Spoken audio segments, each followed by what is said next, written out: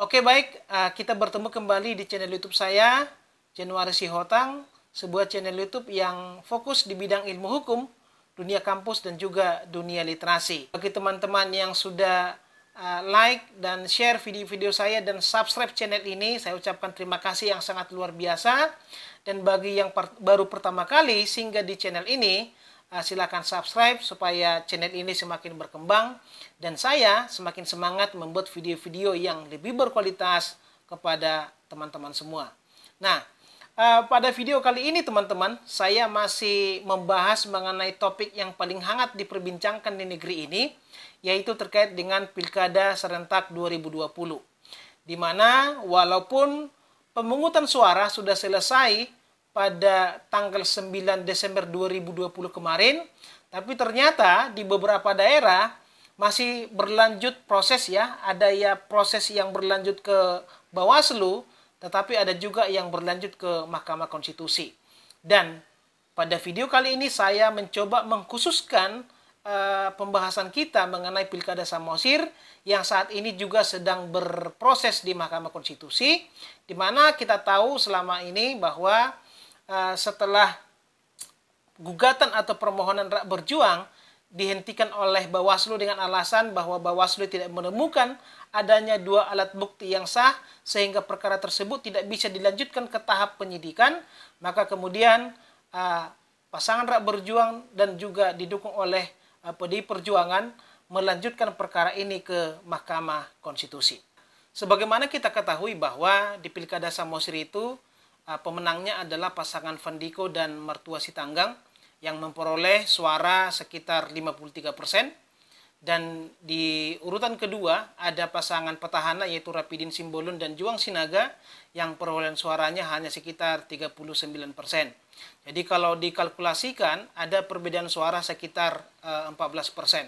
Namun menariknya teman-teman, seperti yang sudah saya jelaskan di video saya sebelumnya, yaitu menakar peluang Rapidin Simbolon dan Juang Sinaga jika berperkara di MK, beberapa waktu sebelum dan sesudah pemungutan suara, di Kabupaten Samosir itu santer beredar kabar mengenai maraknya terjadi politik uang. Bahkan kemudian beberapa petinggi dari DPP PDI Perjuangan dalam beberapa konferensi pers mengatakan bahwa di Kabupaten Samosir ada peredaran uang sekitar 100 miliar yang digunakan oleh pasangan Fantas ya, yang dijadikan sebagai bagian daripada politik uang. Dan ternyata proses ini kemudian berlanjut. Pasangan Rapidin Simbolon dan Juang Sinaga mengadukan pasangan Fantas ke Bawaslu. Dan Bawaslu kemudian melimpahkan perkara itu ke Penegakan Hukum Terpadu atau Gakumdu. Dan hasilnya sudah kita lihat bersama bahwa pengaduan itu ya tidak bisa dilanjutkan ke tahap penyidikan karena Bawaslu tidak menemukan adanya dua alat bukti yang sah sebagai salah satu syarat utama untuk ditingkatkan ke tahap penyidikan. Karena kita tahu bahwa perkara ini, perkara money politik ini adalah perkara pidana, yaitu di dalam hukum pidana pemilu. Nah, pada awalnya sesungguhnya pasangan Rapidin Juang mengatakan bahwa mereka tidak akan menggugat ke Mahkamah Konstitusi. Mereka cukup menggugat saja ke Bawaslu karena mereka menggugat sengketa proses, bukan sengketa hasil. Namun seperti yang sudah kita lihat bersama, ternyata pada tanggal 21 Desember yang lalu, pasangan Rapidin Juang akhirnya menggugat ke Mahkamah Konstitusi. Dalam video ini, kita akan mencoba menganalisis seberapa besar peluang daripada Rapidin Juang, terutama ketika kita sudah membaca permohonannya ke Mahkamah Konstitusi. Dalam hukum tata negara, teman-teman, ketika kita berperkara di Mahkamah Konstitusi, ada 5 hal yang menjadi dasar untuk mengukur apakah permohonan kita itu akan diterima atau ditolak di Mahkamah Konstitusi. Nah, yang pertama yang perlu kita perhatikan adalah adanya apakah perkara yang kita ajukan itu merupakan kewenangan Mahkamah Konstitusi atau tidak. Kemudian yang kedua, yang perlu kita lihat lagi adalah bagaimana kedudukan hukum ataupun legal standing daripada pemohon. Yang ketiga, bagaimana tenggat waktunya, apakah sudah melebihi atau tidak, apakah sudah kadaluarsa atau tidak. Kemudian yang keempat, ini yang paling utama yaitu pokok perkara atau posita. dan yang kelima adalah bagaimana petitumnya.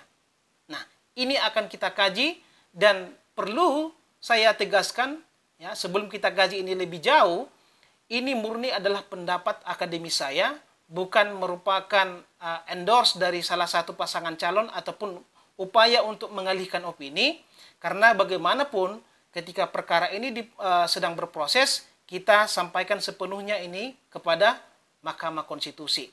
Tapi sebagai perdebatan akademik, karena ini merupakan perkara yang melibatkan publik, saya rasa tidak ada salahnya kalau kita analisis ini berdasarkan kajian-kajian akademik.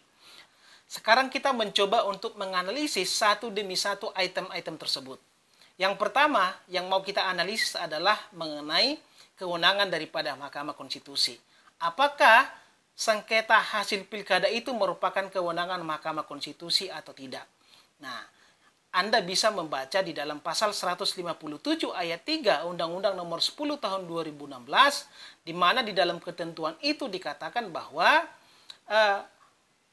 selisih ataupun sengketa penetapan hasil suara tahap akhir atau sering kita katakan sebagai sengketa hasil pilkada itu diselesaikan di Mahkamah Konstitusi sebelum dibentuknya Badan Peradilan Khusus.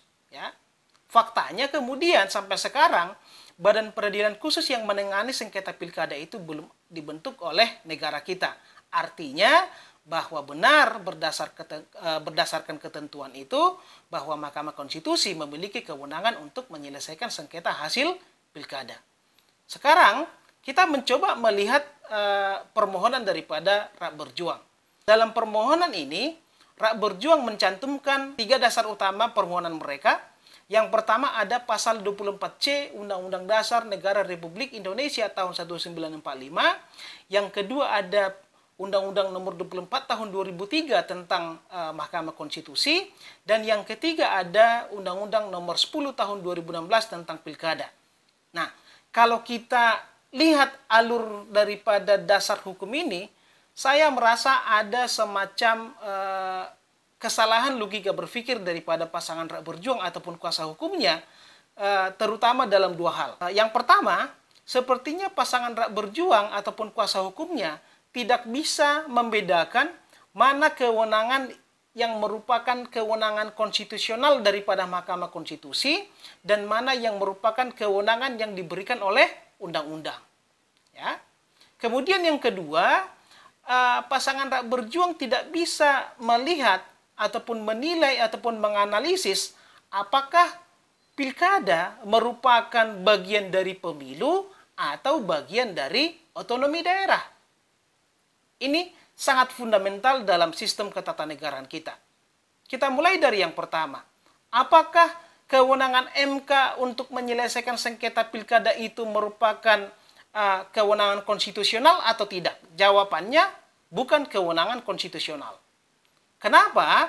Karena Mahkamah Konstitusi hanya memiliki 4 kewenangan konstitusional. Yang pertama yaitu menguji undang-undang terhadap undang-undang dasar. Yang kedua, menyelesaikan sengketa kewenangan antar lembaga negara yang kewenangannya diberikan oleh undang-undang dasar. Yang ketiga, mengadili pembubaran partai politik. Dan yang keempat adalah menyelesaikan sengketa hasil pemilihan umum. Nah, ketika pasangan Rakyat Berjuang memasukkan pasal 24C di sini, itu merupakan sebuah kesalahan. Karena kewenangan Mahkamah Konstitusi untuk menyelesaikan sengketa pilkada itu lahir dari undang-undang, bukan dari undang-undang dasar. Hal ini juga terkait dengan permasalahan yang kedua tadi. Ternyata pasangan Rakyat Berjuang tidak bisa membedakan apakah pilkada ini bagian dari pemilu atau bagian dari otonomi daerah. Sepertinya kuasa hukum daripada pasangan Rakyat Berjuang berpendapat bahwa sengketa pilkada ini merupakan bagian dari pemilu karena mereka mendasarkan perkara ini ke dalam pasal 24C Undang-Undang Dasar 1945 di mana MK berwenang untuk menyelesaikan sengketa hasil pemilu. Padahal sesungguhnya tidak, teman-teman. Karena pilkada ini, sengketa pilkada ini merupakan bagian dari otonomi daerah. Apa dasar saya mengatakan itu? Dasar saya bisa Anda lihat di dalam Undang Nomor 10 Tahun 2016 tentang pemilihan gubernur, bupati, wali kota, atau yang sering kita katakan sebagai undang-undang pilkada. Coba Anda baca di dalam undang-undang pilkada tersebut, tidak pernah dicantumkan bahwa pilkada merupakan bagian dari pemilu. Karena di dalam konsiderannya tidak dicantumkan pasal 22E Undang-Undang Dasar 1945 yang merupakan dasar konstitusional daripada pemilu. Tetapi di situ yang dicantumkan adalah pasal 18 yang mengatur mengenai otonomi daerah, di mana di dalam pasal 18 Undang-Undang Dasar 1945 dikatakan bahwa gubernur, bupati, dan wali kota dipilih secara demokratis. Permasalahan demokratis apakah secara langsung atau tidak langsung itu menjadi kewenangan daripada pembentuk undang-undang. Ini yang menurut saya kesalahan yang pertama. Karena seharusnya pasal 24C Undang-Undang Dasar 1945 tidak perlu dimasukkan di dalam permohonan ini. Selanjutnya kita akan membahas mengenai item yang kedua, yaitu menyoal kedudukan pemohon ataupun legal standing daripada pemohon. Menyoal legal standing daripada pemohon, undang-undang telah mengatur dengan jelas di dalam pasal 157 dan 158 Undang-Undang Nomor 10 Tahun 2016. Lalu kemudian pasal ini diterjemahkan lebih lanjut oleh Mahkamah Konstitusi dalam Peraturan Mahkamah Konstitusi Nomor 6 Tahun 2020. Nah, dalam ketentuan pasal 157 dikatakan bahwa yang memiliki legal standing untuk berperkara dalam sengketa hasil pilkada di Mahkamah Konstitusi adalah peserta pilkada, atau kalau misalnya di suatu daerah itu terjadi yang namanya calon tunggal, maka yang memiliki legal standing untuk berperkara adalah pemantau pemilihan yang sudah disertifikasi oleh Komisi Pemilihan Umum. Nah, kemudian dilanjutkan dengan pasal 158, walaupun dia sebagai peserta pilkada, tetapi kemudian harus memenuhi yang namanya syarat ambang batas ataupun threshold, di mana persentase threshold itu disesuaikan dengan jumlah penduduk yang ada di suatu daerah, baik itu provinsi, kabupaten, dan kota. Kalau misalnya di Kabupaten Samosir, threshold yang disyaratkan itu adalah 2% karena memang penduduk Samosir itu berada di antara 0 sampai 250.000 jiwa. Itu yang diatur dengan undang-undang. Sekarang kita akan melihat bagaimana permohonan daripada Rapidin Juang. Dalam permohonan Rapidin Juang, mereka mencantumkan pasal 157 tetapi tidak mencantumkan pasal 158. Kenapa? Karena memang mereka hanya mendasarkan kepada pasal 157 yang mengatakan bahwa mereka merupakan peserta pilkada. Sedangkan pasal 158 tidak mereka terapkan karena seperti kita tahu bahwa selisih suara antara pasangan Fantas dengan pasangan Rakyat Berjuang itu jauh lebih dari 2%, yaitu ada sekitar 13-14%.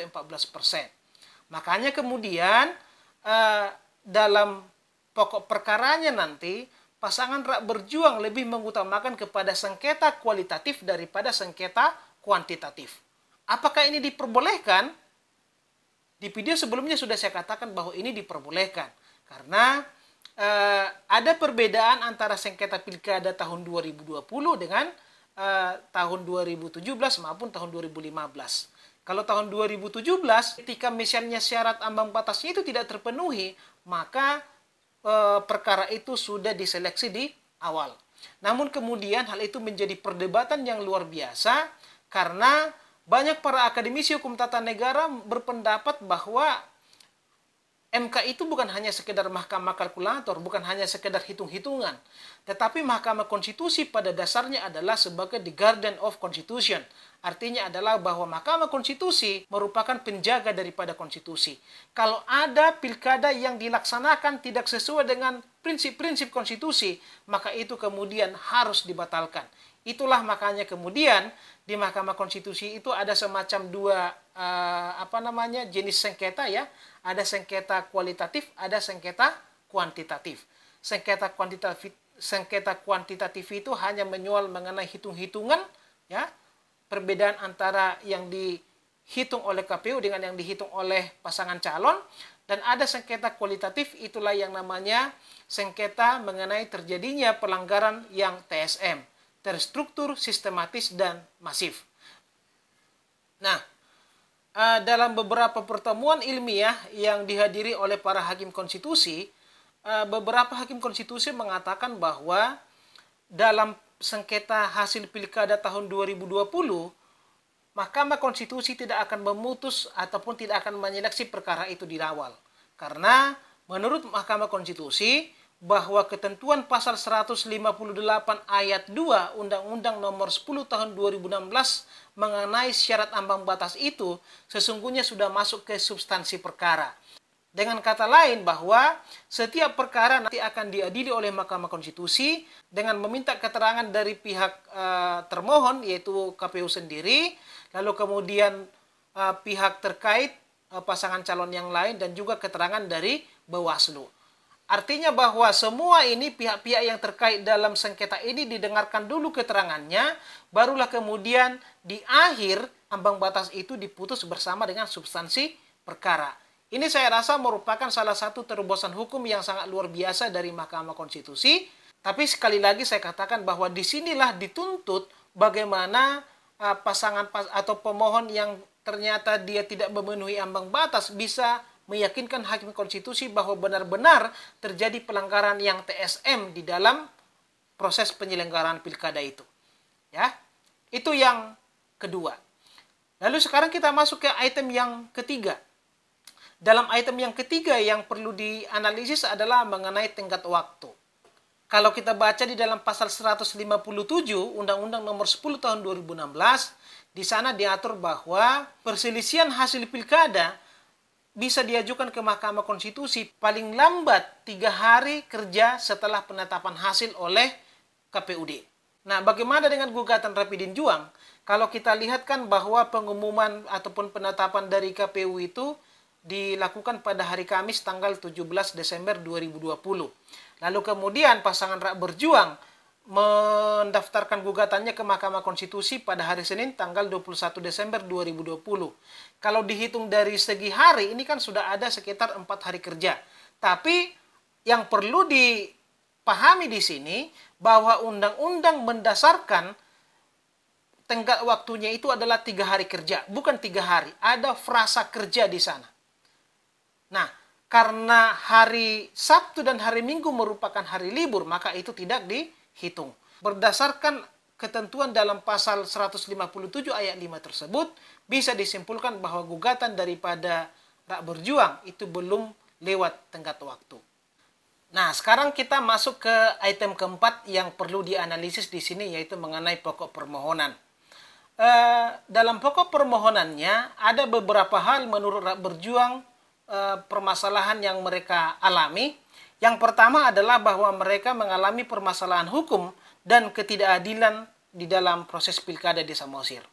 Nah, permasalahan hukum yang mereka alami itu adalah sempitnya waktu untuk mengadukan ataupun melaporkan adanya pelanggaran administrasi, baik itu yang TSM, politik uang, dan segala macam. Karena memang kalau kita lihat di dalam Undang-Undang nomor 10 tahun 2016, baik itu di dalam pasal 73 maupun di dalam pasal 135A, dikatakan di sana bahwa laporan mengenai pelanggaran administrasi pilkada mulai dari penetapan sampai pemungutan suara itu dilakukan oleh peserta pilkada. Tapi kemudian setelah pemungutan suara itu dilakukan oleh panitia pengawas pilkada. Artinya di sini kan memang harus diakui ada waktu yang sangat sempit. Tapi menurut saya teman-teman, dalam sengketa pilkada bukan waktunya untuk mempermasalahkan aturan. Ya, kebetulan saya membaca bukunya dari Profesor Denny Indrayana, Strategi Memenangkan Sengketa Pemilihan Umum di Mahkamah Konstitusi. Dalam buku ini beliau menjelaskan bahwa untuk memenangkan sengketa pilkada di Mahkamah Konstitusi, harusnya tim hukum itu tidak bekerja ketika mereka sudah melihat apakah di dalam pemungutan suara itu mereka menang atau tidak. Tapi harusnya tim hukum itu sudah bekerja ekstra luar biasa mulai dari tahap penetapan calon sampai kepada setelah pemungutan suara. Karena kalau memang kondisinya seperti itu, ya, kalau misalnya timnya itu bekerja setelah pemungutan suara, kapan lagi mengumpulkan bukti-bukti dan lain-lain, Ya. Padahal di dalam permohonan halaman 5 daripada pasangan Rakyat Berjuang, mereka mengatakan bahwa pasangan Fantas itu diduga melakukan politik uang yang sangat masif mulai dari tanggal 7, 8, dan 9 Desember. Artinya kan sesungguhnya ada 2 hari ataupun 3 hari waktu yang bisa mereka gunakan untuk membuktikan dan melaporkan ini ke Bawaslu. Kemudian pokok permohonan kedua daripada pasangan Rakyat Berjuang adalah mereka menjelaskan bagaimana sejarahnya mereka terpilih pada tahun 2015 di Samosir, kemudian bagaimana gambaran-gambaran keberhasilan daripada pemerintahannya, termasuk juga penghargaan-penghargaan yang mereka terima selama 5 tahun terakhir.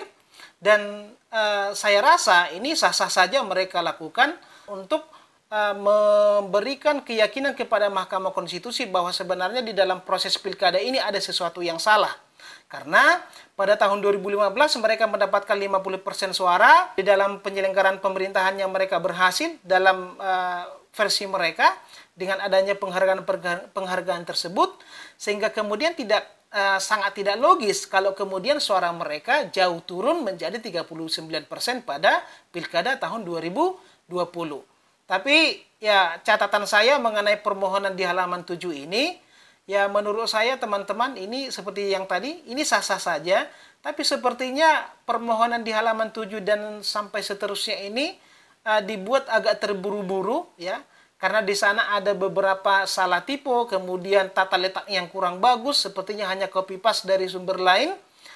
Sehingga kemudian saya tidak yakin Mahkamah Konstitusi bisa menjadikan ini sebagai salah satu acuan utama untuk membatalkan hasil daripada Pilkada Samosir. Karena menurut saya, hal ini tidak berimplikasi secara langsung terhadap perolehan suara, baik Rakyat Berjuang maupun pasangan Fantas. Nah, selanjutnya, pokok permohonan yang ketiga yang perlu kita analisis adalah bahwa pasangan Rakyat Berjuang mengatakan bahwa termohon atau KPU sudah melakukan kesalahan ketika menetapkan Fandiko Timotius Gultom dan Martua Sitanggang menjadi calon kepala daerah dan wakil kepala daerah di Samosir. Alasannya yang pertama bahwa Fandiko itu ada kesalahan administratif di dalam pencantuman nomor pokok wajib pajak. Lalu kemudian yang kedua untuk Martua Sitanggang ada permasalahan di dalam fotokopi ijazah. Karena ada legalisir ijazah yang tidak mencantum tanggal dan lain-lain. Saya sendiri tidak terlalu menganalisis kasus ini karena memang ini sudah masuk ke Bawaslu dan juga sudah masuk ke pengadilan.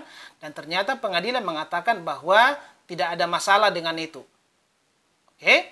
Nah, kemudian yang bisa saya kasih pendapat adalah permasalahan administratif maupun syarat di dalam pencalonan ini saya rasa akan tidak terlalu dipertimbangkan oleh Mahkamah Konstitusi.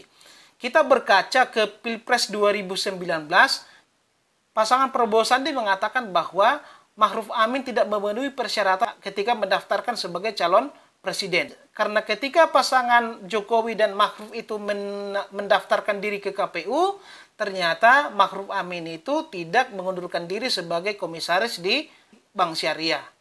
Perlu kita tahu bahwa ternyata di dalam putusannya, Mahkamah Konstitusi tidak menjadikan itu sebagai pertimbangan. Karena Mahkamah Konstitusi menganggap bahwa masalah persyaratan itu sudah selesai di tahapan proses atau sudah selesai di Bawaslu ataupun lembaga penegak hukum yang terkait dengan itu. Hal yang hampir sama juga terjadi dengan kasus Fandiko dan Martua Sitanggang. Sudah ada proses tersendiri tentang itu, sehingga Mahkamah Konstitusi menurut saya tidak akan terlalu mempertimbangkan mengenai maladministrasi ataupun persyaratan yang tidak dipenuhi oleh Fandiko dan Martua. Kita masuk ke pokok perkara keempat yang dituduhkan oleh pasangan Rakyat Berjuang, yaitu ternyata pasangan Fandiko Timotius Gultom dan Martua Sitanggang itu melakukan pembagian beras sekitar 60.000 karung dalam 2 tahap, kemudian pembagian masker dan memberikan Toguro 300 tambah 600 dan beberapa variasi-variasi lainnya. Artinya inilah yang sesungguhnya menjadi pokok utama daripada permohonan Rakyat Berjuang. Nah, kalau kita lihat di sini, Ya, saya sendiri tidak bisa memberikan analisis yang lebih dalam. Cuma saya mengutip satu adagium hukum yang mengatakan bahwa actori incumbit onus probandi. Artinya bahwa siapa yang mendalilkan, maka dia yang harus membuktikan.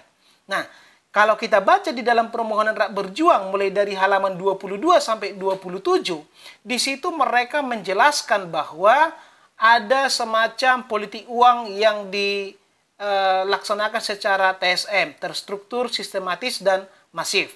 Di video sebelumnya saya sudah menjelaskan apa yang dimaksud dengan TSM tersebut. Dan dalam permohonan itu juga mereka sudah menyampaikan nama-nama dan saksi-saksi yang mereka ajukan. Termasuk juga video-video yang sesungguhnya selama ini sudah lumayan viral untuk kalangan Samosir. Tapi kembali saya katakan kepada teman-teman bahwa disinilah kita tunggu sejauh mana pasangan hak berjuang bisa meyakinkan hakim Mahkamah Konstitusi dengan bukti-bukti yang mereka miliki. Karena kalau berkaca ketika mereka berperkara di Bawaslu, Bawaslu justru mengatakan bahwa mereka tidak menemukan dua alat bukti yang sah. Artinya pembuktian dari pasangan hak berjuang itu tidak terlalu kuat. Tapi saya tidak tahu apakah dengan jeda beberapa hari ini mereka bisa mengumpulkan bukti-bukti yang lebih kuat dan lebih sahih untuk meyakinkan Mahkamah Konstitusi. Pokok permohonan yang kelima, teman-teman, yang perlu kita analisis lagi adalah bahwa di dalam permohonannya hak berjuang mencantumkan hasil survei dari beberapa lembaga survei yang menurut saya memang lumayan memiliki nama baik dan nama besar di Republik Indonesia. Dalam rilisan lembaga survei tersebut dikatakan bahwa mulai dari bulan Januari sampai beberapa hari sebelum hari H, pasangan hak berjuang, terutama Rapidin sebagai kepala daerah, itu memiliki tingkat elektabilitas, akseptabilitas yang sangat baik, yang hampir mencapai 60%. Ya. Dan ternyata kemudian suaranya tidak sampai ke 40%. Artinya ada di sini penurunan sekitar 20%. Lagi-lagi teman-teman, saya mengatakan bahwa ini sama seperti tadi ketika berjuang mencantumkan sederet keberhasilan mereka dalam memerintah di Samosir selama 5 tahun terakhir, itu nasibnya akan sama seperti ketika mereka mencantumkan lembaga survei ini. Karena bagaimanapun hasil survei keberhasilan di dalam pemerintahan itu tidak bisa berimplikasi langsung terhadap perolehan suara masing-masing calon. Ya, nah, dari pokok-pokok permohonan ini saya rasa yang paling berpeluang untuk meyakinkan hakim adalah pokok perkara yang nomor 4 tadi, yaitu mengenai pembuktian adanya politik uang. Karena itulah yang berimplikasi secara langsung terhadap perolehan suara. Nah, itulah teman-teman analisis saya terhadap 5 pokok permohonan daripada Rapidin Juang. Sekarang kita mau melihat petitumnya. Apa yang mereka inginkan dari permohonan itu. Kalau Anda baca di dalam gugatan mereka ataupun permohonan mereka di halaman 40, pasangan hak berjuang meminta kepada Hakim Mahkamah Konstitusi 3 hal. Yang pertama, supaya memberikan sanksi administrasi pembatalan pencalonan kepada pasangan Fanta. Yang kedua, pasangan hak berjuang meminta kepada Mahkamah Konstitusi supaya memerintahkan KPUD Samosir untuk mencabut kembali keputusan mengenai perolehan suara dan penetapan Pandiko Timotius Gultom dan Mertua Sitanggang sebagai bupati dan wakil bupati terpilih di Samosir. Dan yang ketiga, teman-teman, bahwa pasangan Rapidin Juang meminta supaya diadakan kembali pemungutan suara ulang di Kabupaten Samosir dengan tidak mencantumkan pasangan Fanta sebagai calon.